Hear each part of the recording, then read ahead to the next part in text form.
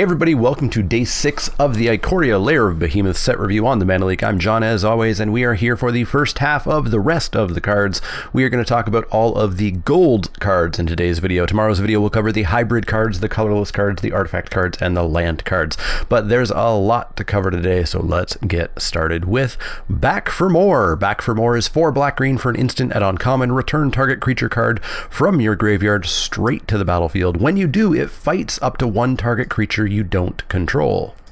6 mana is a little bit expensive for a card that could be literally uncastable. You know, I talk about this a lot with this sort of reanimator spell is in limited.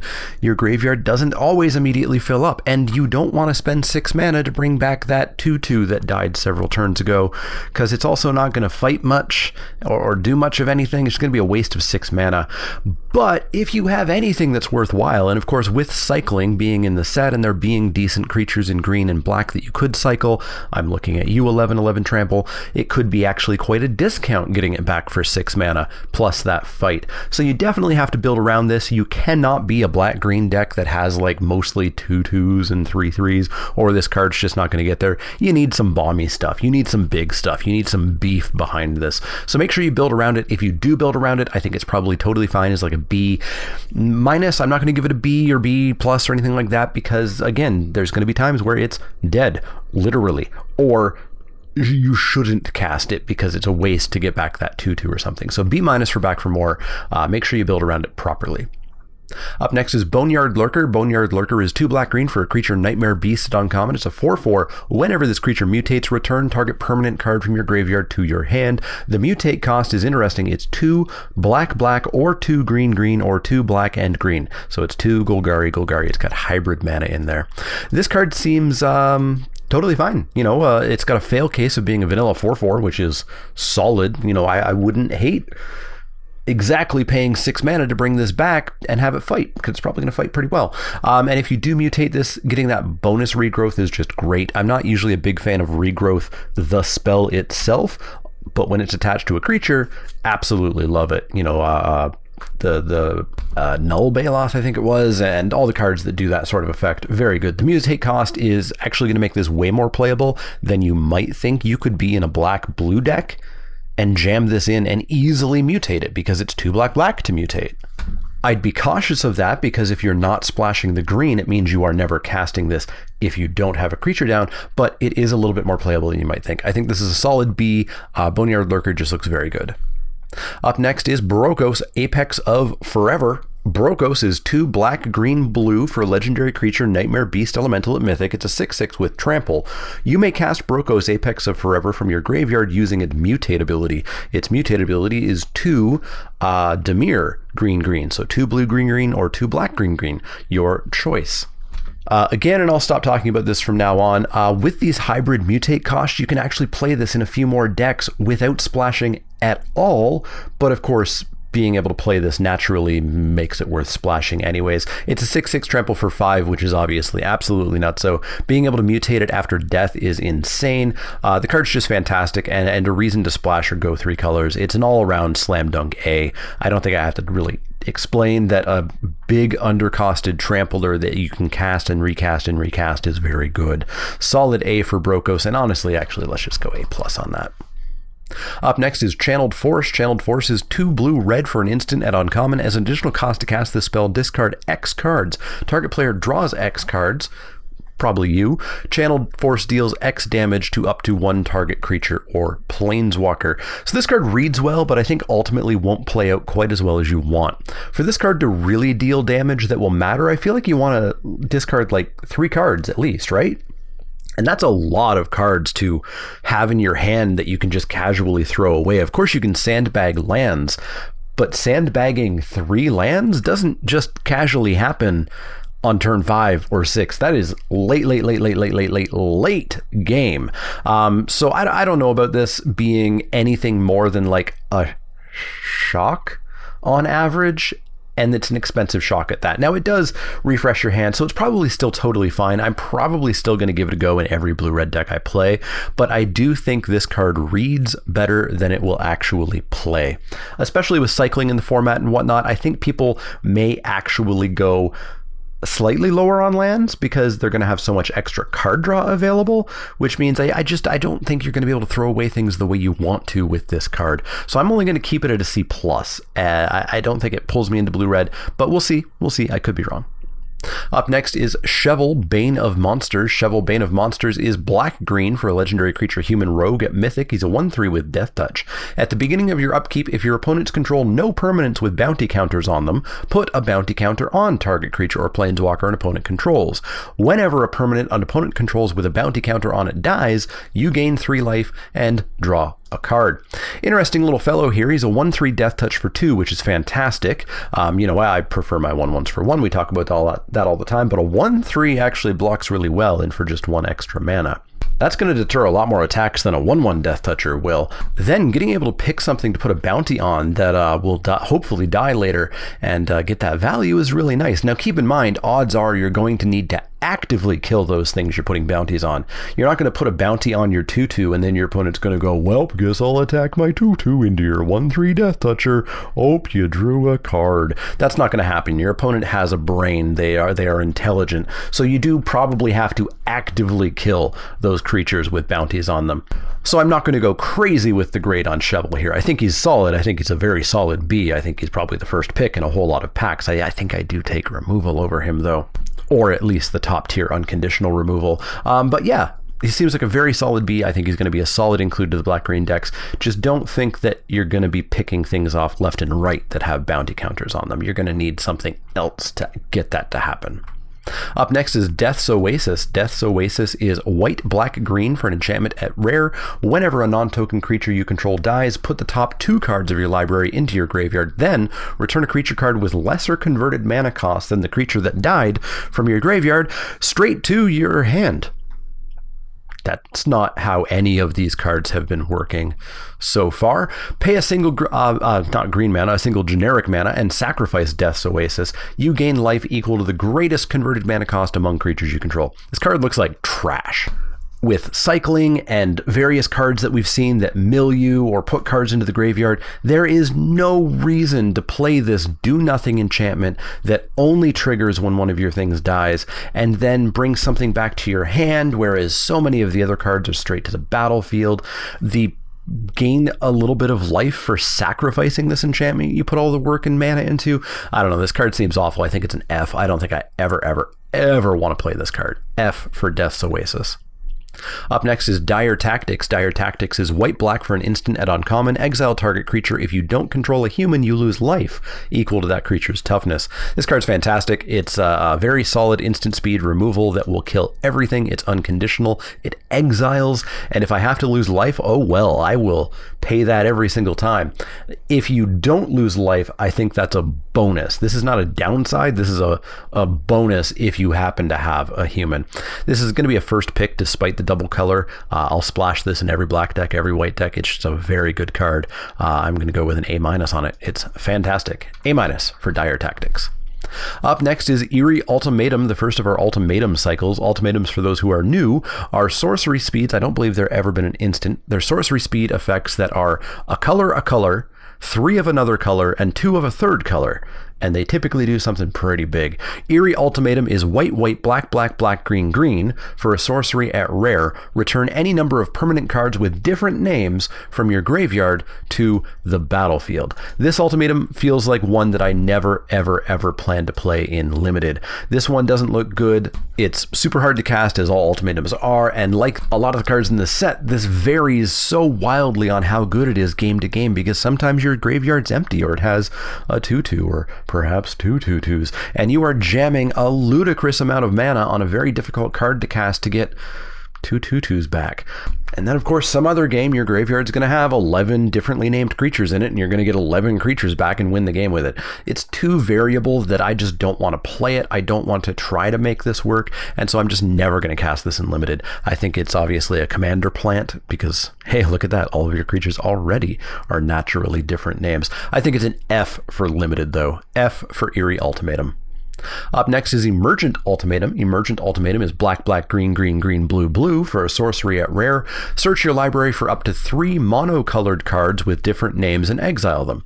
An opponent chooses one of those cards, shuffle that card into your library. You may cast the other 2 cards without paying their mana costs. Exile Emergent Ultimatum. This is another one that I feel like I don't really want to cast in limited. It's only as good as your deck is bomby. Obviously your opponent's going to choose the best creature that you chose, so you are not going to get your best card out of your deck. You're going to get your second and your third best creature that remains in your deck. Because, of course, you may have drawn your second best creature. You may have drawn your third best creature. So maybe you're actually getting your best creature and your fourth and your fifth best creature out of the deck. So this, again, just feels way too variable in how impactful it'll be. And I don't ever want to cast it. I never want to cast this ultimatum. We'll get to ultimatums I want to cast. Emergent Ultimatum and Eerie, both F. Up next is Frondland Felidar. Frondland Felidar is 2 green white for a creature cat beast at rare. It's a 3/5 with vigilance. Creatures you control with vigilance have pay 1 generic mana, tap it, tap target creature. So it's a 3/5 for 5 with vigilance, and it's a tapper. It's a cheap tapper. It's not a free tapper. We just don't get free tappers. We haven't for a long time, I don't think. We get 1 mana tappers. And this has vigilance, which means it can attack and then tap your opponent's creatures on their turn, and your other vigilant creatures, if you happen to have them, and they are most common in green-white, also have that ability. This seems amazing by itself. I think it's B+ by itself, and if you do happen to get a bunch of vigilance in your deck, it's just going to be incredibly hard to deal with. I think this is a super strong B+. I think it's a very high pick. I don't care that it's multicolored. I'm going into green-white because I got a Frondland Felidar. Up next is General Kudrow of Draneth. General Kudrow is 1 white black for a legendary creature human soldier at Mythic. He's a 3/3, and other humans you control get +1/+1. Whenever General Kudrow of Draneth or another human enters the battlefield under your control, exile target card from an opponent's graveyard. Pay 2 and sacrifice 2 humans. Destroy target creature with power 4 or greater. The middle ability seems very mediocre, but sure, if you're up against the graveyard deck, it'll be nice, but really it seems like it was meant for sort of post-Theros constructed more than anything else. Perhaps if you're against the black-green self-mill kind of dredgy sort of deck. The final ability is definitely pretty nuclear, killing 2 of your creatures for 1 of theirs, but you know, sometimes you gotta break some eggs, right? This does seem like a very solid card. The human anthem is decent. It'll depend on the number of humans. I'm very curious to see how the human deck works, or if it does work, because so many of the human payoffs seem to be more like human and non-human payoffs. So I don't know. I think the card's totally fine. I think it's a very strong B. I think we could probably even go up to a B+. It's a 3/3 for 3 that has relevant abilities, but abilities that you do have to build around. So let's actually keep it at just a B. I think he's good. I'm going to have to see just how good he is, though. A B for General Kudrow. Up next is General's Enforcer. General's Enforcer is white-black for a creature human soldier at uncommon. It's a 2/3. Legendary humans you control have indestructible.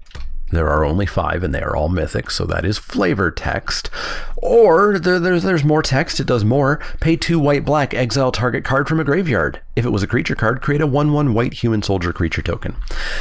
I don't know about this. I think this is pretty filter. It's a 2/3 for 2, which is cheap. It's undercosted. You'll play it. It's okay. But I think you desperately need a reason for wanting 1/1s and paying 4 mana to make 1/1s and not always being able to make 1/1s if you don't have a creature to exile from your yard or their yard. So I think this card is barely above filler level. I'm going to keep it at filler level at a C.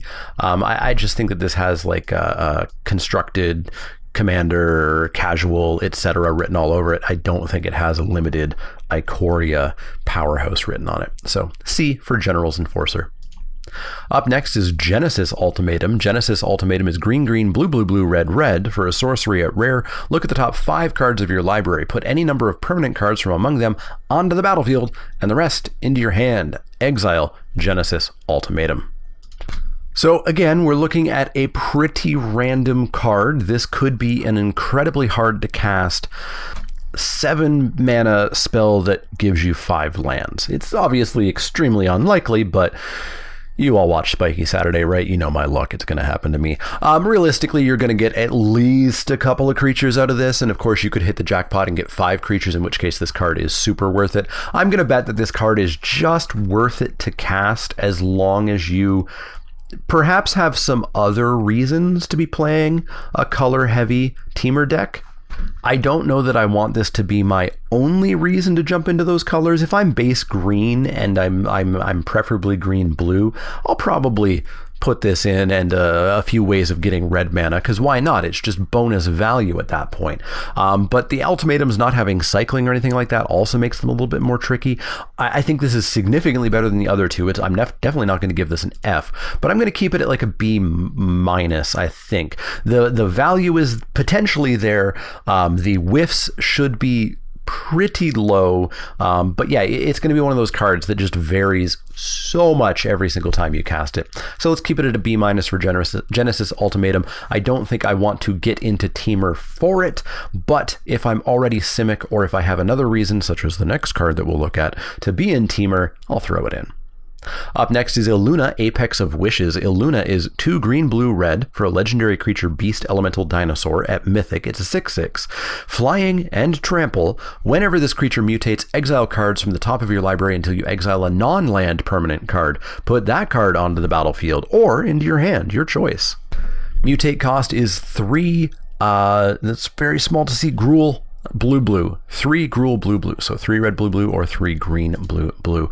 Aluna looks amazing. It's a 6/6 flample for 5, which is insane. And if you mutate it instead or onto it, getting a free non-land permanent is just gravy. It has that random issue of sometimes it's a 1/1 and sometimes it's an 11/11, but it's good regardless because you also have a 6/6 flample attached to it. Yeah, this card's just amazing. It's a clear first pick. It's a reason to play 3 colors, or at least splash a third. It's just another solid A+ for Aluna, Apex of Wonder, or Wishes, sorry.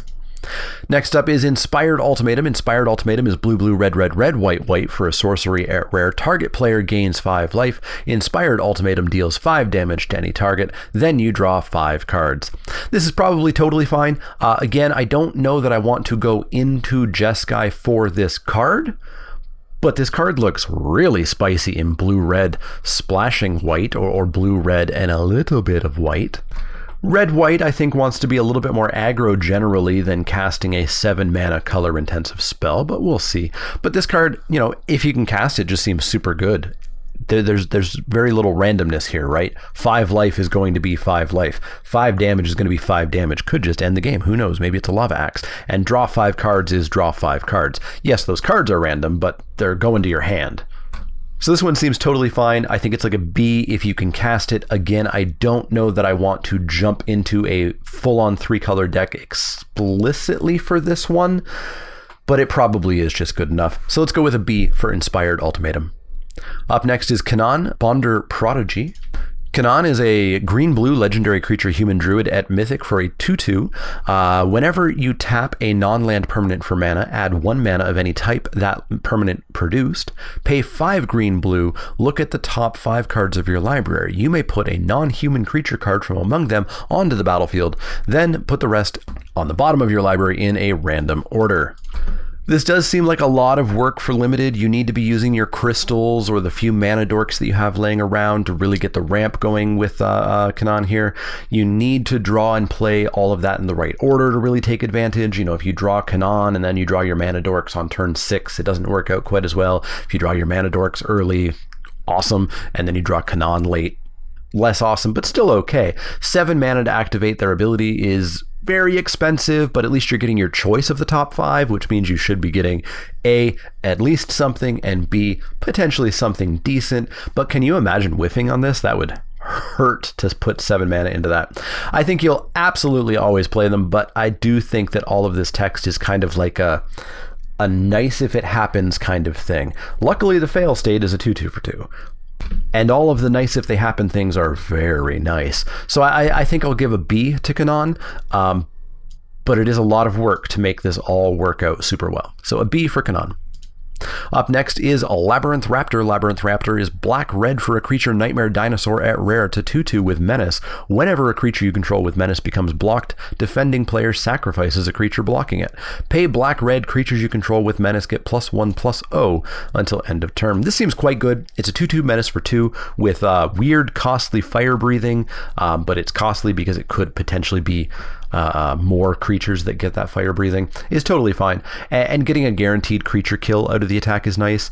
To be a bit of a Debbie Downer though, and remind you that your opponent is a living, thinking, intelligent person, they're not going to just randomly double block, lose one of their creatures, and then not be able to kill the creature with the remaining creature. They're going to double block in a way that your creature still dies from being blocked from the one.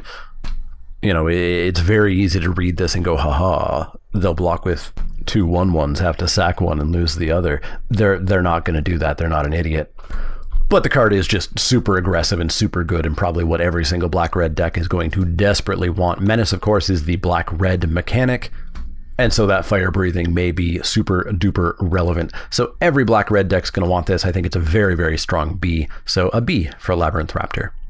Up next is Lord Rakus. Lord Rakus is 1 blue-red for a creature lizard beast at uncommon. It's a 2/3. Whenever this creature mutates, return target instant or sorcery card from your graveyard to your hand. Mutate for is it? So blue or red or blue and red, your choice. This seems totally solid in the blue-red spells deck. In fact, I would argue fantastic even. For only 2 mana, you get a 2/3, or you put this on something or under something and you get a spell back. It's just awesome. Blue-red wants this so badly, and other decks probably don't want to play this or splash this because, of course, most decks only have a very small number of instants and sorceries in their deck, whereas blue-red spells is probably going to have quite a bit, cycling them away, throwing them away to Cathartic Reunion or something, and so getting them back is going to be huge. So I think this is a strong B in the blue-red spells deck, and I think the other decks probably just don't want it. Up next is our last Planeswalker, Narset of the Ancient Way. Narset of the Ancient Way is 1 blue, red, white for a legendary Planeswalker Narset, who is kicking the butt out of that white mana symbol. She's a mythic with 4 loyalty to start, so she passes the vanilla test. Her first ability is +1. You gain 2 life, add blue, red, or white. Spend this mana only to cast a non-creature spell. -2, draw a card, then you may discard a card. When you discard a non-land card this way, Narset of the Ancient Way deals damage equal to that card's converted mana cost to target creature or planeswalker. -6, you get an emblem with, whenever you cast a non-creature spell, this emblem deals 2 damage to any target. I won't not play Narset, but I'm not sold. Gain 2 life and a mana that I may or may not be able to use is okay, I guess. You know, I feel like the blue-red spells deck is probably going to mostly be playing instants, and you can't use this mana for instants, gaining 2 life. And sure, it's essentially free. I'm not going to complain about that, but it's not really an upside that I'm terribly excited by. Now, maybe it'll help you cast like your Shark Typhoon or something like that, and that's going to be fine. Keep in mind a few things with this. Your mutate costs are creature spells, so this won't work. Your cycling costs are activated abilities, so this will not help. This is only casting instant sorceries, enchantments, artifacts, and other planeswalkers, I suppose. I'm probably missing something else there. The second ability I'm not really a fan of at all, other than it being a loot, which is, of course, good. A loot where you have to throw away probably a good card to have an impact in order to do 3 or 4 or 5 damage seems terrible. It seems terrible. I'm looting to throw away lands to get real cards. And this loot ability to get the damage wants you to throw away real cards. So I really don't like the second half of that ability. Now, luckily, the first half, which is the loot, is totally fine. And so she's still totally fine with that loot. I will probably use her as a loot 99% of the time. And then maybe occasionally I'll be like, ooh, I really want this 6-drop that I just drew, but let's toss it away and kill their 6/6 because I have to. So that is ultimately a nice upside. It does play against itself though, so I'm not going gaga over this ability beyond it being a loot. Her ultimate is, you know, fantastic in the blue-red spells deck. It represents potentially nigh on immediate inevitability. If you're casting a 1 mana instant and a 2 mana instant, that's 4 damage right there, plus whatever else happened. It hits face, which is fantastic. If you have to not hit face right away, you can pick off creatures. Seems really good for her ultimate, and she gets there in just a turn after she comes down, or I guess you need to go one more turn. So 2 turns after she comes down, you should have the ability to do that if you want to.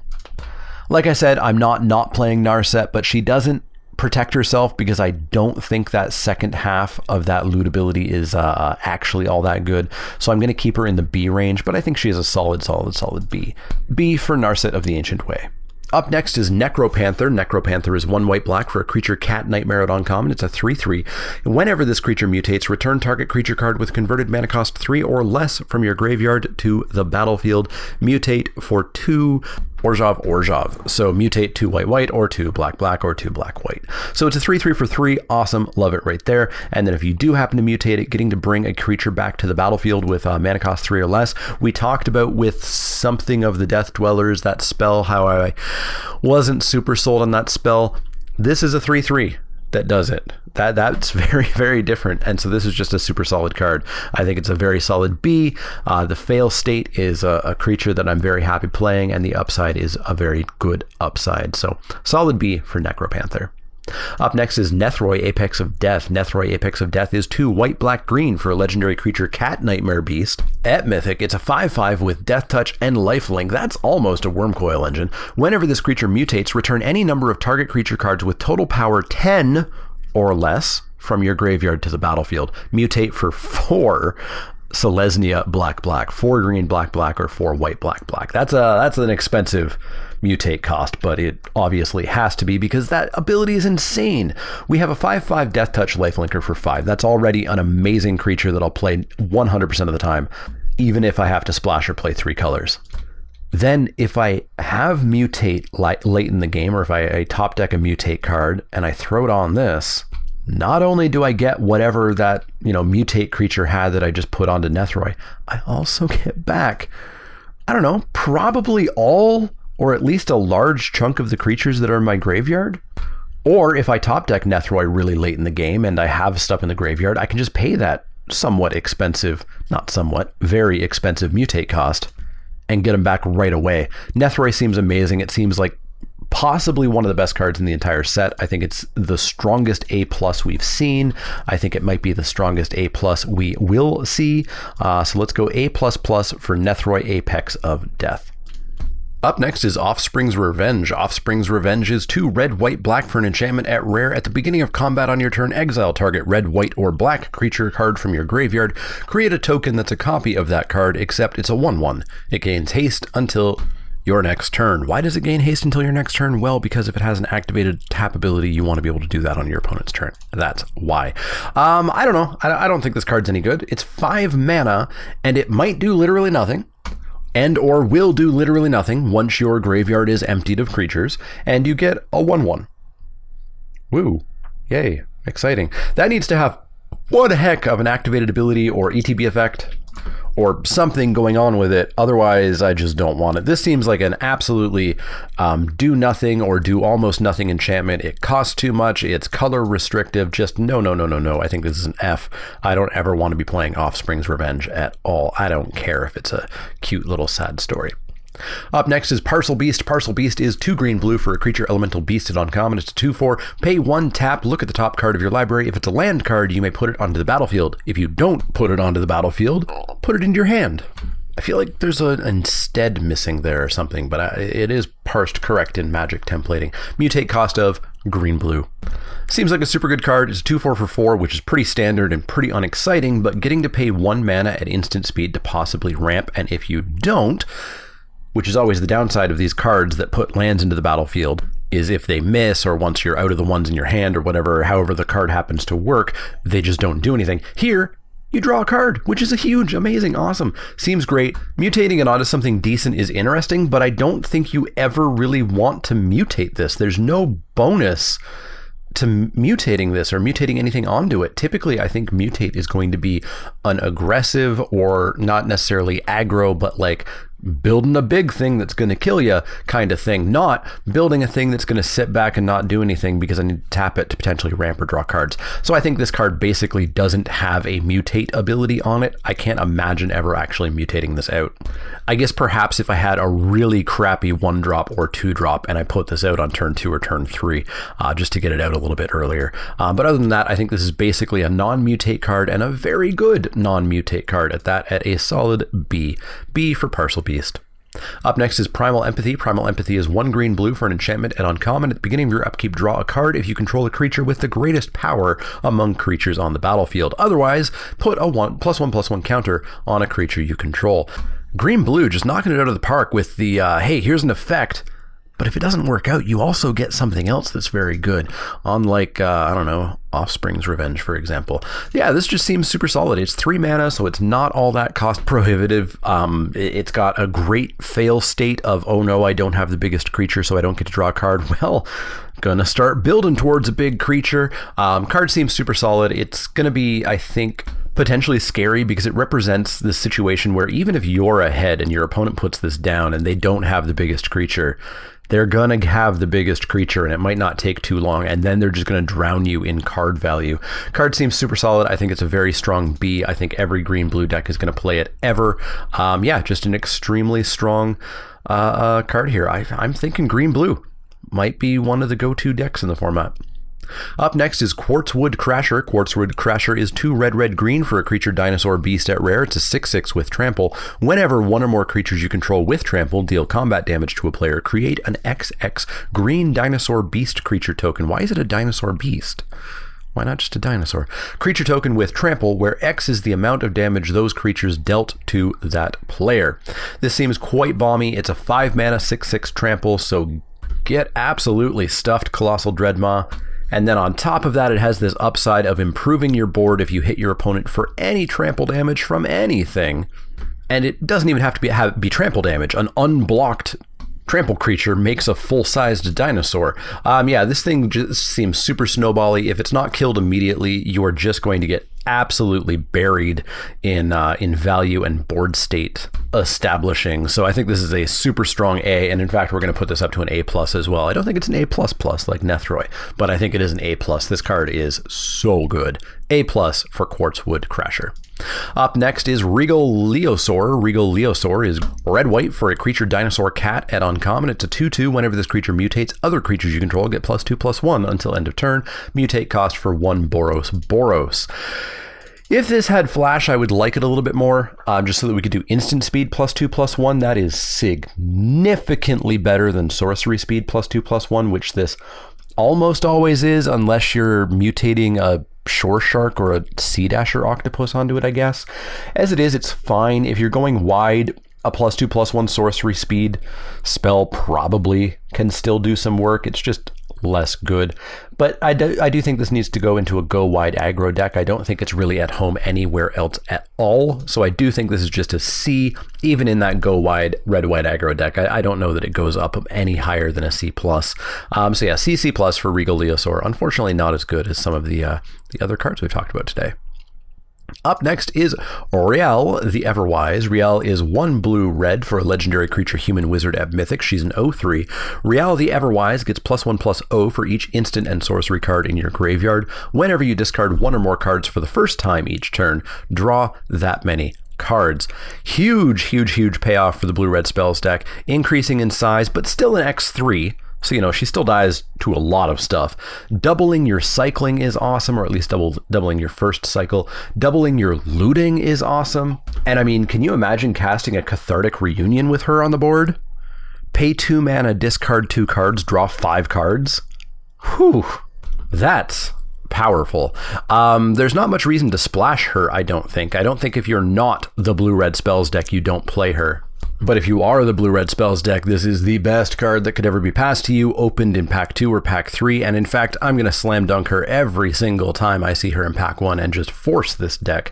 Because like I said, blue-red spells is probably my favorite archetype in formats when it exists and is fully supported. I think she's I had her at a B. I think In the blue-red spells deck, she's probably actually closer to an A-. She obviously doesn't win the game herself, but the value is insane. And like I said, there's not much reason to splash her if you're not really going off with spells. So yeah, A- for Riel the Everwise. Up next is Ruinous Ultimatum. Ruinous Ultimatum is red, red, white, white, white, black, black for sorcery at rare. Destroy all non-land permanents your opponents control. Well, here's an ultimatum that I 100% do want to cast. It's a one-sided wrath that even goes beyond creatures. Your opponent is going to have lands left. I challenge you to lose the game after that happens.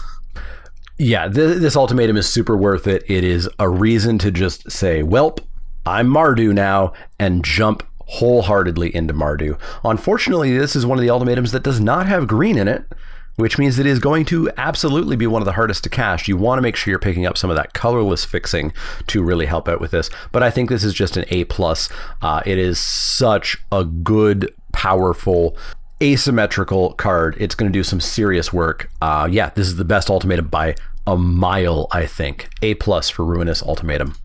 Up next is Savai Thundermane. Savai Thundermane is red-white for a creature elemental cat at uncommon. It's a 3/2. Whenever you cycle a card, you may pay 2. When you do, Savai Thundermane deals 2 damage to target creature, and you gain 2 life.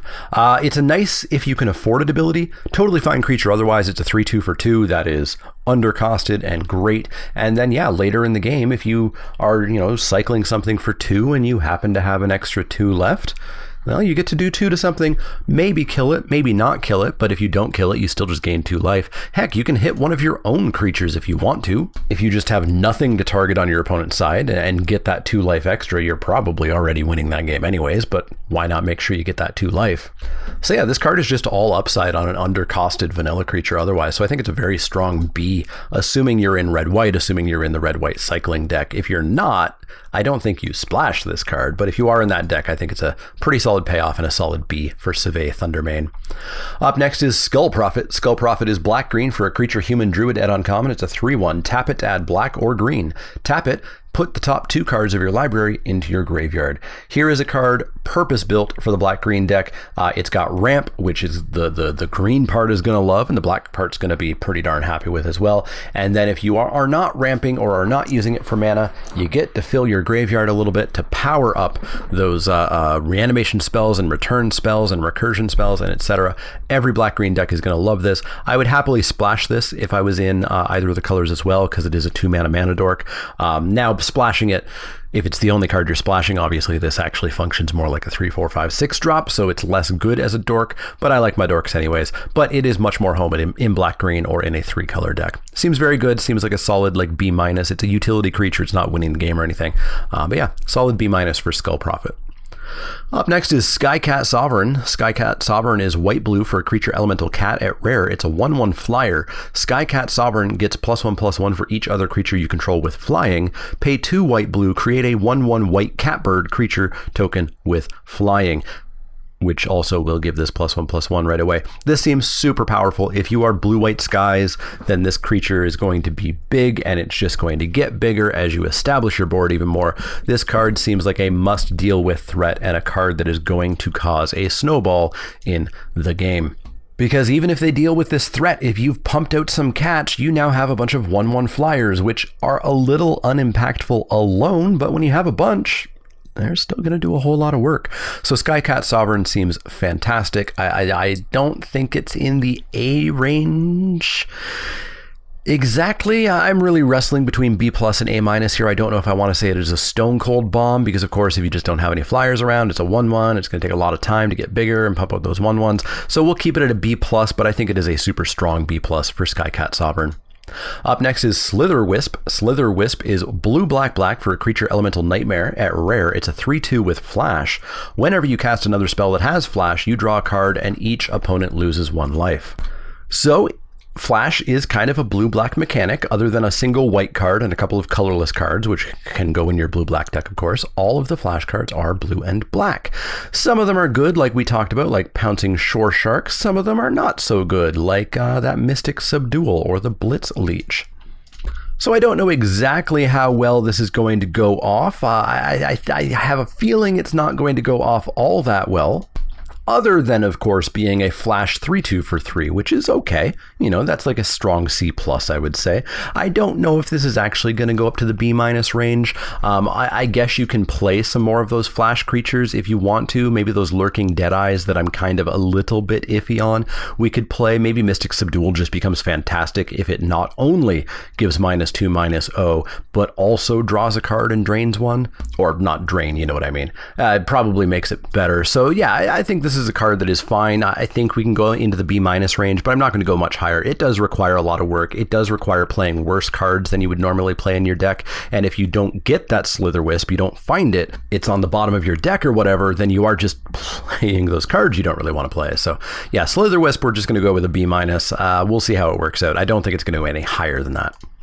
Up next is Snapdax, Apex of the Hunt. Snapdax is 1 red, white, black for a legendary creature, Dinosaur Cat Nightmare at Mythic. It's a 3/5 with a double strike. Whenever this creature mutates, it deals 4 damage to target creature or planeswalker an opponent controls, and you gain 4 life. Mutate for 2 Rakdos, white, white.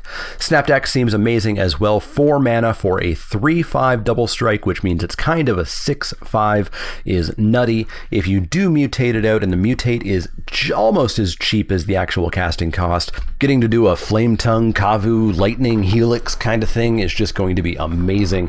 And then any additional mutates you draw, you know, why not just jam them onto this and just keep killing creatures? Yeah, Snapdax seems like another A+, just a super good card. Up next is Song of Creation. Song of Creation is 1 green, blue, red for an enchantment at rare. You may play an additional land on each of your turns. Whenever you cast a spell, draw 2 cards. At the beginning of your end step, discard your hand. I don't know about this. I'm going to have to play this. This could be good. This could be trash. So play an additional land on each of your turns. That's obviously just not super going to matter. You're discarding your hand every turn, so you're playing all of your lands anyways. You're only drawing 1 card a turn unless you're casting spells. So, you know, imagine the turns where you play this, you discard your hand, next turn you draw a land. Congrats, your turn is play that land and pass. If you do draw a spell, you're going to draw 2 cards, and that's cool. You're going to have to hope that you can double spell, or else you're just discarding what else you drew. I actually think this card is trash now that I talk it through. I think this is a commander plant. I think I don't want to play this. I think it's an F. I think it's just trash. There's too many fail states here without having 20 mana available to you. It's way too easy to just utterly fail to chain together spells and you have to discard them. Yeah, I'm out. Super out. F for Song of Creation. Up next is my friend, Sprite Dragon. Sprite Dragon is blue-red for a creature fairy dragon at uncommon. It's a 1/1 flying haste. Whenever you cast a non-creature spell, put a +1/+1 counter on Sprite Dragon. It's a 1/1 flyer for 2. Not a fan of that, but it is the blue-red payoff. It's just going to get big. It's uncommon, which means if you're lucky, maybe you can get a second copy of it. It's got haste. I forgot to mention it has haste. I think I did it when I read it and then forgot about it. Yeah, this card just is fantastic. Every blue-red deck is going to want every single copy it can get, and the upside is that no other decks probably want it. So if you're the only blue-red drafter, you probably get every copy of this that's in the pod. Don't get too excited. Remember, 0.9 copies of any given uncommon in any given 8-person pod. But yeah, this card's fantastic. It is like a strong B. I don't think we can go to B+ for this because it is just a 1/1 at the start. It takes some time. It takes some work. But I think it's a strong B in that blue-red deck. Up next is Titan's Nest. Man, does every plane have Titans now? That word has lost all meaning with the Eldrazi Titans and the Theros Titans and now these Titans. Titan's Nest is 1 black, green, blue for an enchantment at rare. At the beginning of your upkeep, look at the top card of your library. You may put that card into your graveyard. Exile a card from your graveyard, add colorless. Spend this mana only to cast a colored spell without X in its mana cost. This is interesting. And I'm going to tell you right at the start, I don't think I'm giving this a grade because I don't know.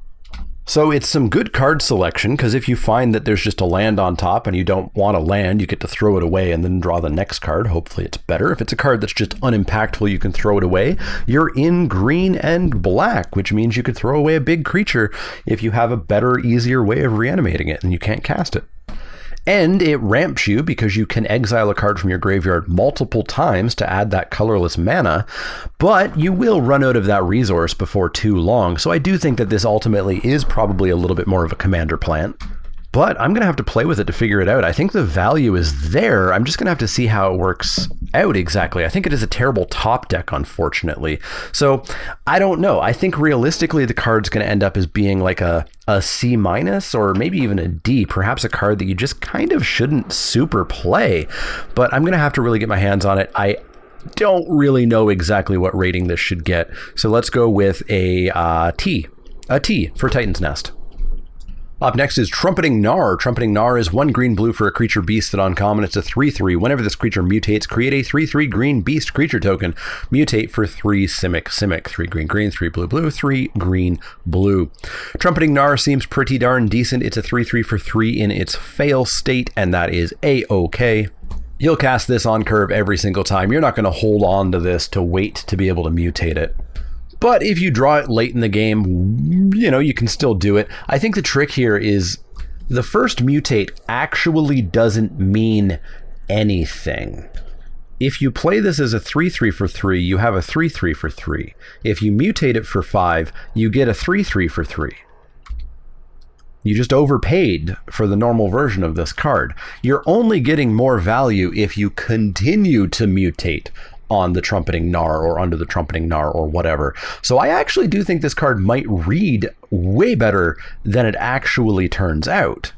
Like I've said a lot, I think Mutate's going to be very confusing to understand. I don't think it's correct to think of it as auras. I think it's closer to think of it as like exploit or emerge. You're kind of sacrificing the creature that you're mutating on, or casting as mutate if you're putting it underneath. So yeah, I do think this card reads better than it is. Luckily, it's a 3/3 for 3, so it's still, I think, just a C+. But yeah, I'm going to have to see how it plays out, because I don't quite see, other than mutating on it over and over and over and over again, how you're getting a ton of value out of this. I think it's the same card on the first mutation, just more expensive.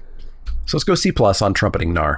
Up next is Vadrox, Apex of Thunder, the last Apex. Vadrox is blue, red, white for a legendary creature elemental dinosaur cat. At Mythic, it's a 3/3 with flying and first strike. Whenever this creature mutates, you may cast target non-creature card with converted mana cost 3 or less from your graveyard without paying its mana cost. Mutate is 1 Azorius, red, red. This is the worst of the 5 for sure. So it's a 3/3 for 3 with flying and first strike. I think that's Mantis Rider, right? I think Mantis Rider maybe had trample. No, it had haste and vigilance, but no first strike. It's a fine card. I'm not playing this if I'm Jeskai, or even if I'm blue or red, or white or red, or white or blue. I'll probably put this into my deck and get that 3/3 flying first strike, because it's pretty decent. The mutating is cute. Casting a non-creature card with CMC 3 or less, I'm not too sold on that. There's about 33 cards in red, white, and blue that could be that. But keep in mind that some of those are blue counter spells, some of those are white or red combat tricks, cards that you're just not going to be casting at the same time that you're mutating. So I do think the mutate on this just is not really worth it. It'll be a nice thing if your pacifism's in the graveyard and you have this and you go, ho, I can get my pacifism back. That's fine, but I don't think that's going to be the common state. I think realistically this is just, in heavy quotes, a 3/3 flying first strike for 3, which is totally fine and like a B-, but it's not an A+ like most of the other Apexes were. All the other Apexes? Yeah, all the other Apexes, except for the one that was A++. So just a B- for Vadrox, Apex of Thunder. Up next is Whirlwind of Thought. Whirlwind of Thought is 1 blue, red, white for an enchantment at rare. Whenever you cast a non-creature spell, draw a card. If you are the blue-red spells matter deck, maybe you can play this. I think the problem here is it comes down on turn 4 at the earliest. If you top deck it later, I mean, you'll probably still get back into the game with it, because any spells that you top deck will be pretty nice. I think it's fine, but I don't think it's necessary or even like a super solid payoff for the blue-red spells deck. I think it's more of a nice to have for the blue-red spells deck. So I think in that blue-red spells deck, it's kind of like a B-, but I'm not like first picking this and saying, haha, now I am the blue-red spells deck. This is something that I'll get like second or third pack and say, yeah, sure, why not? So yeah, B- in that one specific deck. If you're not in that one specific deck, you just don't play this card. Our second last card is Winona, Joyner of Forces. Winona Joyner of Forces is 2 red-white for a legendary creature human warrior at Mythic. She's a 1/4. Whenever a non-human creature you control attacks, look at the top 6 cards of your library. That's most of your deck. You may put a human creature card from among them onto the battlefield tapped and attacking. It gains indestructible until end of turn. Put the rest of the cards in the bottom of your library in a random order. Winona is nutty. Every red-white deck is going to be ludicrously excited to have her. 4/4 for 4 is already great. But again, it's this weird thing of the human matters decks want non-humans to get full value, but the more non-humans you have, the less good your human payoffs are. It's going to be weird to figure out exactly what those thresholds happen to be, but as long as you do have a bit of a mixture, as long as you have that non-human creature attacking, being able to get a free human that, you know, even if it's not impactful, can't die because it's got indestructible. So I think she's fantastic. I think she is a solid A-. I guess she does take some work and some luck, so I don't know about the A rating exactly. I think maybe we go B+ instead. Yeah, let's go B+ for Winona Joyner of Forces. She takes a bit of work, she takes a bit of deck construction to work out properly, but the fail state is still a super solid creature and the upside is huge. So B+ for Winona Joyner of Forces. Our final card for today is Zenith Flares. Zenith Flare is 2 red-white for an instant at uncommon. I'm always going to assume that this does something like War Flare, and it does not. Zenith Flare deals X damage to any target, and you gain X life, where X is the number of cards with a cycling ability in your graveyard. Obviously, a complete payoff for the red-white cycling deck. If you're not the red-white cycling deck, you probably don't even take a second look at this, but if you are, and this can do 4, 5, 6 damage, it's going to be fantastic. Also, incredibly terrifying that it says any target. If you are like a really dense red-white cycling deck, this could be the best lava axe you've ever seen in your life and just end games out of absolutely nowhere. Zenith Flare looks amazing. You're going to want every copy you can get in your red-white cycling decks. If you're not red-white cycling, if you don't have a big density of cycling, this card's not playable. So keep that in mind, and I think this is just a solid B. I guess. I mean, it's hard to rate this because, of course, it's literally dependent on the number of cycling cards. If you have nothing but cycling cards in your deck, this is probably an A++++++++. And if you have 7, I don't know, maybe it drops to like a B+. And if you have 5, maybe it drops to like a C+. And if you have 0, it's an F. Super hard to do grades anymore in Magic. So my grade for this one is it's good when it's good and not when it's not. So that's going to wrap it up for probably the longest video of this set review. We've looked at all of the gold cards. Tomorrow we're going to finish up with the hybrid cards. There's a chunk of them, and then the artifacts, the lands, and the few colorless cards that exist. That's probably going to be a little bit of a shorter video, but not by too much. Let me know what you're excited about, what you agree with, disagree with, etc. in the gold cards in the comments down below. As always, if you do have any questions, comments, or suggestions, you can find me over on Twitter, Facebook, and Twitch. Tomorrow at 11 a.m. Eastern, Wizards has invited me to the streamer early access event for Ikoria on Magic Arena and given me a stocked account. So we're going to play Sealed all day long.